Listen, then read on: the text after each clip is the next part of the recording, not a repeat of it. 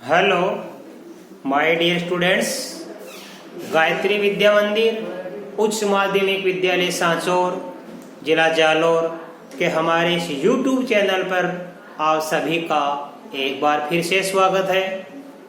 प्रिय विद्यार्थियों, मैं अनिल कुमार सोनी, कक्षा 9 विषय गणित, अध्याय 14 सांख्यिकी, इसकी प्रश्नावली 14.2 के सवाल नंबर 5 से आज आपको हल कराऊंगा। बच्चों देखो, इसके पहले 1 से 4 तक सवाल मैंने आपको कल के वीडियो में सिखा दिए थे।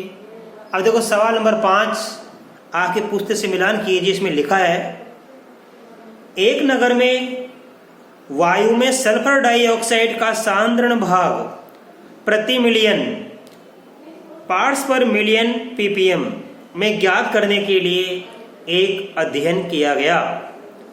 30 दिनों के प्राप्त किए गए आंकड़े यह हैं, यानी एक नगर में क्या जो हमारी वायु है, वायु में सल्फर डाइऑक्साइड का सांद्रण का भाग प्रति मिलियन यानी ppm में ज्ञात करने के लिए एक अध्ययन किया गया। 30 दिनों के प्राप्त आंकड़े निम्नानुसार। देखो मैंने आपके इस बोर्ड पे लिखे हैं ये आंकड़े। सबसे पहले 0.03, फिर 0.08, 0.08, ऐसे लास्ट में क्या लिखा आखिर में 0.01 और 0.04। ये 30 दिनों के हमारे क्या है आंकड़े हैं। हमें क्या करना है, 0.00 से 0.04 का वर्ग अंतराल लेके, उसके बाद 0.04 से 0.08 आदि का वर्ग अंतराल लेकर इन आंकड़ों की एक वर्गीकृत बारंबारता बंटन सारणी हमको बनानी है बच्चों, ठीक है। और दूसरा सवाल इसी का है कि हमें इस सारणी की सहायता से आप विद्यार्थियों की लंबाई आप सल्फर डाइऑक्साइड की सांद्रता कितने दिन तक 0.11 भाग प्रति मिलियन से अधिक रही। दो सवाल है, दोनों को हमको हल करना है। पहले में हमको क्या करनी है, इसकी एक वर्गीकृत बारंबारता बंटन सारणी हमको बनानी है बच्चों, राइट। तो देखो वर्गीकृत बारंबारता बंटन सारणी के लिए मैंने आपको बता रखा है, सबसे पहले हम क्या लिखेंगे, प्राप्तांक, और दूसरे खाने में लिखेंगे बारंबारता। प्राप्तांक में हम लिख सकते हैं ppm में सल्फर डाइऑक्साइड का सांद्रण, और बारंबारता में बारंबारता लिखेंगे अपन। तो देखो कैसे बनेगा हमारे, हम बनाएंगे इसकी वर्गीकृत बारंबारता बंटन सारणी।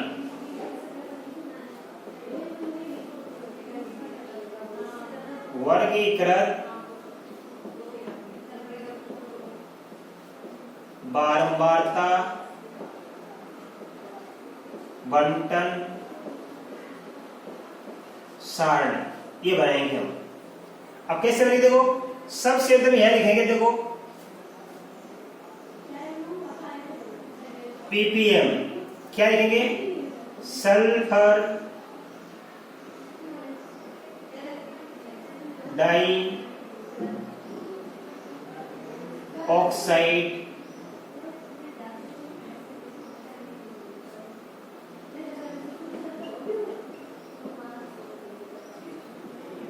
का सांद्रण, और यहां लिखेंगे इसकी बारंबारता,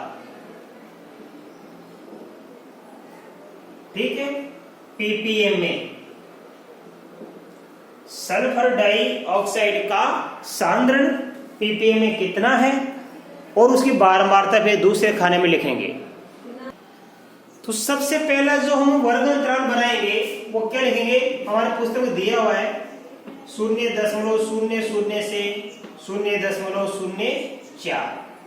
अभी 0.04 यहाँ आ जाएगा, 0.04, तो कितने का अंतर है, 0.4 का, ठीक है। अब जिस इसमें जोड़ देंगे तो ये 0.0 कितना बन जाएगा, 8। अब ये 0.08 यहाँ आ जाएगा, तो 0 फिर इसमें 4 जोड़ देंगे तो 0.12, 0.12 यहाँ पे आ गया, 4 जोड़ देंगे इसमें तो 0.16। अभी 0.16 यहाँ पे आ गया, तो यहाँ पे क्या आ जाएगा 0.20। अब 0.20 यहाँ पे आ गया, तो इसमें 4 जोड़ देंगे 0.24।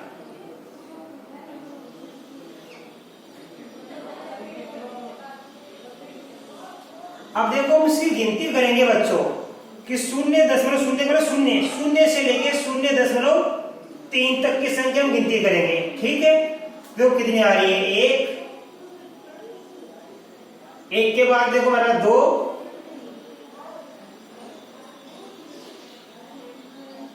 3 और ये 4। तो ये 0.0 से 0.3 तक, इसमें से एक कम कर देना, इसमें एक कम करना, 0.3 तक, 0.07 तक, 0. ये हमारा 11 तक, 0. ये हमारा 15 तक, 0. हमारा 19 तक। तो 0.0 तक की 3 तक कितनी हमारे पास में, ये 4 है। अब 0.04 से 0.07 तक हम गिनती करेंगे, यानी 4 से लेके 7 तक। तो गिनती करो 4 से 7 तक कहाँ है, 1, 2, 3, 4, 5, 6, 7, 8, 9, ये 9 है। ऐसे गिनती कर लिया करो। 0.08 से 0.11 तक, यानी 8 से 11 तक, 1, 2, 3 के बाद देखो आप ये 4,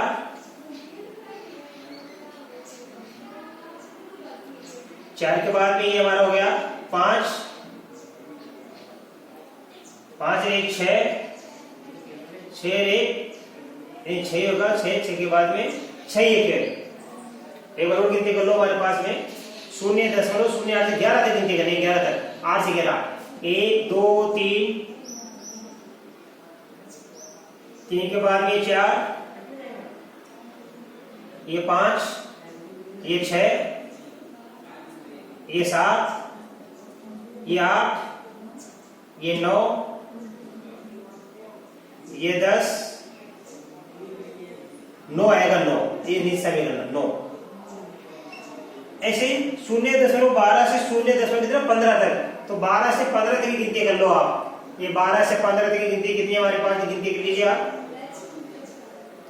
12 से 15 तक, 1 के बाद में हमारे पास में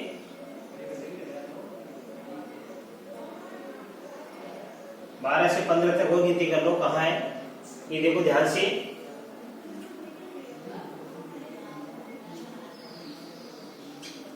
ये 1, ये 2, ठीक है, 2 आ गए हमारे पास में, 2 आएंगे। अब 0.16 से 0.19 तक, 16 से 19 तक गिनती कर लो, 16 से 19, 1 2 3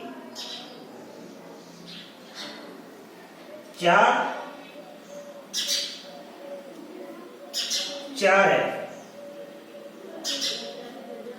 अब 0.20 से लेके 24 तक, 20 से 24 गिनती कर लो, ये 1, ये 2, ये 2 है। ऐसे गिनती कर लो आप, इनको लिख दो यहाँ पे योग। ये पूरे आंकड़े कितने हमारे पास में, 30 है। पूरे आंकड़े कितने, इनका जोड़ 30 आना चाहिए। 4 9 13, 13 9 22, 22 2 24 में 4 जोड़ दिया 28, 28 2 जोड़ेंगे 30। तो हमारे पास इनका योग कितना प्राप्त हो गया, 30 प्राप्त हो गया, राइट। अब देखो हमको ये बन गई हमारी एक वर्गीकृत 12 बटन सारणी बन गई। अब इसका दूसरा प्रश्न और था हमारे पास में, इसमें हमारे सवाल में एक दूसरा सवाल और है, उसका भी हमको उत्तर देना है बच्चों। हमारा दूसरा प्रश्न था कि सल्फर डाइऑक्साइड का सांद्रण 0.11 ppm से अधिक कितने दिनों तक था। यानी सल्फर डाइऑक्साइड का जो सांद्रण है 0.11 यानी 0.11 से अधिक कितने दिनों तक था। तो देखो यहाँ तो 0.0 से 3 तक 4 तक था, 0.04 से 8 तक था, 0.08 से 0.12 तक था, 0.12 से, अब देखो ये तो 12 आ गया, 12 से कम सही है, 12 से अधिक सही है। तो ये तो सब क्या 12 से कम है, ऐसा नहीं हमें चाहिए। यहाँ तक 11 है, ये 11 तक हो गया, यहाँ पे यहाँ कहाँ तक हो गया, ये 0.0 हमारा ये 1 तक है यहाँ पे। अब 0.1 से अधिक ये सारे हैं, ये सारे ये सामने क्या है, 2 12 स्टार्ट हो गया। हमारा प्रश्न यही है कि 0.11 से अधिक, तो लिखेंगे देखो कितने दिनों तक यहाँ पे 0.11 से अधिक सल्फर डाइऑक्साइड का सांद्रण रहा, तो लिखेंगे इनको जोड़ दो आप, 2 4 2, ये 2 ये 4 ये 2 2 4 6 2 8, तो लिखेंगे 8 दिनों तक, 8 दिनों तक सल्फर डाई ऑक्साइड का सांद्रण 0.11 ppm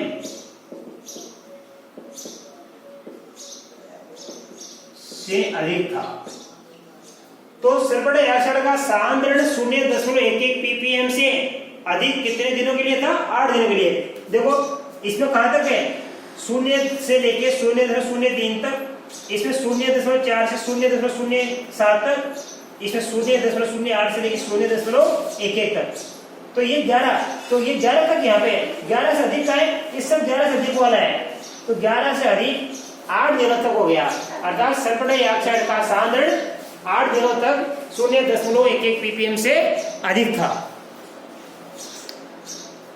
अब बच्चों आप इसका स्क्रीनशॉट ले लीजिए, मैं आपको सवाल नंबर 6 सिखाऊंगा।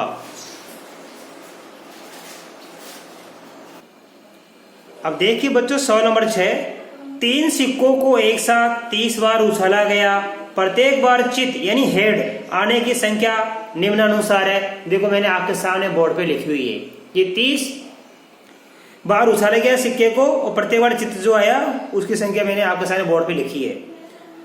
ऊपर दिए गए आंकड़ों के लिए एक बारंबारता बंटर सारणी बनाइए। बड़ा सरल सवाल है, इसके लिए अपन एक बंटर सारणी बनाएंगे। अब देखिए बच्चों हम बारंबारता बंटर सारणी बनाएंगे, 2 खाने बनते हैं। पहले खाने में करेंगे प्राप्तांक और दूसरे में बारंबारता। आपको हिंदी ये सिरों की संख्या लिख देना भले या प्राप्तांक लिख देने की बात है। अब सिरों की संख्या ये 0 ये 1 ये 2 ये 3, ये क्या है सिरों की संख्या, ये 0 ये 1 ये 2 और ये 3, ठीक है। अब हम इसकी लिखेंगे बारंबारता, गिनती कर लेंगे 0 कितनी बार है हमारे पास, 0 1 2 3 4 5 6 बार आया। इस पर 1 की गिनती करेंगे, 1 कितनी बार आया, 1 2 3 4 5 6 7 8 9 10 बार आया। बड़ा सरल सवाल है।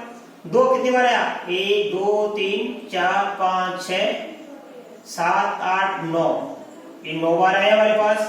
अब 3 की गिनती कर लो, 3 कितनी बार आया, 1 2 3 4 5, ये 5 बार आया, राइट। और यहां देना योग, इनका योग कर लो, 6 10 16 9 25, 25 से 5 जोड़ देंगे 30, ये 30 आ गया। और हमारे पास ये कुल कितने हैं यहाँ पे, ये कुल 30 आंकड़े हैं, 30 संख्या हमारे पास में। देखो 1 2 3 4 5 6 7 8 9 10 10 20 30, और इनका योग कितना आ गया हमारे पास 30। तो इनकी बारंबारता बंटर सारणी कैसे बनेगी, सबसे पहले आप प्राप्तांक लिख लो, फिर बारंबारता लिख लो। प्राप्तांक कौन सा, 0 ये 6 बार आया, प्राप्तांक 1 10 बार, प्राप्तांक 2 9 बार, और प्राप्तांक 3 कितनी बार आया 5 बार। इस प्रकार सबसे सरल सवाल हमारा यही है, हमने इसकी बारंबारता बंटर सारणी ज्ञात कर ली। अब आप इसका स्क्रीनशॉट लो, मैं आपको अगला सवाल सिखाऊंगा। अब देखिए बच्चों सवाल नंबर 7, हमारा सवाल है 50 दशमलव स्थान तक शुद्ध पाई का मान नीचे दिया गया है। देखो मैंने पाई का मान लिखा है, सामान्यतः पाई का मान क्या लिखते हैं, 22/7 अथवा 3.14, मतलब 22 में 7 का भाग देंगे तो सामान्यतः क्या लिखते हैं 3.14, लेकिन नहीं, हम दशमलव के बाद में 50 अंकों तक मान लिखे। हमारे इंडिया के राजवीर सिंह है, उसने पाई का मान दशमलव के हजारों के डिजिट में याद कर लिए और उसका लिम्का बुक में उसका रिकॉर्ड भी दर्ज है। तो यहाँ पाई का मान हमने कितने स्थान तक लिखा दशमलव के बाद में, 50 अंकों तक, जैसे 3.1 4 1 5 9 2 6 5 3 ऐसे, राइट। ये 50 दशमलव के स्थान तक हमने लिखा है। प्रश्न क्या हमारा, दशमलव बिंदु के बाद आने वाले 0 से 9 तक के अंकों का एक बारंबारता बंटन बनाइए। मतलब शून्य कितनी बार है, 1 कितनी बार है, 2 कितनी बार है, 9 कितनी बार है, ऐसे सभी अंकों की बारंबारता बंटन सारणी हमको बनानी है। दूसरा क्या है, सबसे अधिक बार और सबसे कम बार आने वाले अंक कौन कौन से। तो देखो पहले हम क्या बनाएंगे, इसकी बारंबारता बंटन सारणी बनाएंगे। देखो पहले सवाल में बारंबारता बंटन सारणी, इसके लिए क्या लिखेंगे, पहले खाने में लिखेंगे अंक और दूसरे में लिखेंगे बारंबारता। राइट, अंक कहां से, ध्यान देना हमारे पास में दशमलव के बाद में क्या है, शून्य भी आ गया। शून्य से लेकर 9 तक के अंक है ये, 0 1 2 3 4 5 6 7 8 9। अभी अंकों की बारंबारता लिखेंगे। बारंबारता मतलब बार बार आना, कौन सा कितनी बार आया ये हमको लिखना है बच्चों। शून्य की गिनती करेंगे, शून्य कितनी बार आया गिनती करके लिख देंगे हम। तो देखिए बच्चों, शून्य की गिनती करेंगे। सबसे पहले हमारे पास में ये 1 2 बार आया, 1 की गिनती करेंगे 1 2 3 4 5 बार आया। 2 की गिनती करेंगे 1 2 3 4 5, ये भी 5 बार आया। अब 3 की गिनती करेंगे हम, शून्य की दशमलव के बाद में 3 की गिनती कर लो, 1 2 3 4 5 6,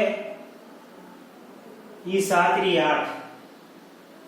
ऐसे हम गिनती करेंगे। शून्य 2 बार आया, 1 5 बार, 2 5 बार, 3 8 बार आया। अब 4 की गिनती करेंगे। देखो 4 की बार आया, 1 2 3 ये 4 बार आया। 5 की गिनती करेंगे, 5 1 2 3 4 और ये 5, तो 5 कितनी बार आया, 5 बार आया। ठीक है, अब इसके बाद देखो हमने ये 4 की गिनती के लिए, 5 की गिनती के लिए 6 की गिनती करेंगे। तो 6 कितनी बार आया, 1 2 3 और ये 4, ये 6 कितनी बार आया, 4। अब 7 की गिनती करेंगे। देखो 7 कितनी बार आया, 1 2 3 और ये भी कितनी बार आया, 4 बार। 8 की गिनती करेंगे। देखो 8 1 2 3 4 5 बार आया। और 9 कितनी बार आया, गिनती करेंगे 1 2 3 4 5 6 7 8। इस प्रकार हमने सभी अंकों के बच्चों क्या कर ली, गिनती कर ली कि प्रत्येक अंक कितनी बार आया। योग की बारंबारता बंटन सारणी, यहां लिखना आप योग और इनका योग कर लो। 2 और 5 7 5 12 8 20 4 24 5 29 4 33 4 37 5 42 8 50। ये होगी हमारी बारंबारता बंटन सारणी। ये पहला सवाल हो गया। अब इसमें दूसरा सवाल हमारे पास बच्चों और है। देखो आपके पुस्तक में लिखा है दूसरा सवाल। देखो क्या याद करना हमको। दूसरा प्रश्न है, हमें पता करना है कि सबसे अधिक बार आने वाला अंक और सबसे कम बार आने वाला अंक कौन सा है। तो देखो सबसे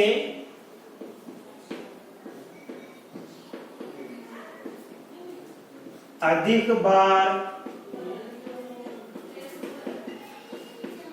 आने वाला अंक, तो देखो सबसे अधिक संख्या कौन सी, इसमें 8। ये 8 सबसे बड़ी संख्या कौन सी, 8, यानी 3 8 बार आया और 9 भी कितनी बार आया, 8 बार आया। तो ये 3 भी सबसे अधिक बार आया और ये 9 भी सबसे अधिक बार आया।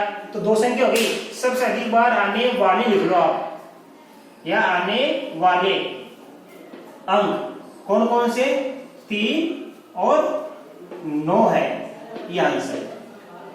और सबसे कम सबसे कम बार आने वाला अंक, तो सबसे छोटी संख्या कौन सी वर्गमूल में 2 है अर्थात 0। तो सबसे कम कौन सी संख्या आ रही? 0। तो सबसे कम बार आने वाला अंक 0 है। सबसे कम कौन सा आ रहा है? 0 सबसे कम बार आ रहा है और अंक 3 और अंक 2 सबसे अधिक बार आ रहा है। तो बच्चों इसके साथ ही मैंने आज आपको ये 3 सवाल सिखाए और मैं आशा कर सकता हूँ कि आपने बड़े अच्छी तरीके से तीनों सवालों को समझा होगा। इसके आगे के सवाल मैं आपको कल के वीडियो में सिखाऊंगा। तब तक के लिए धन्यवाद।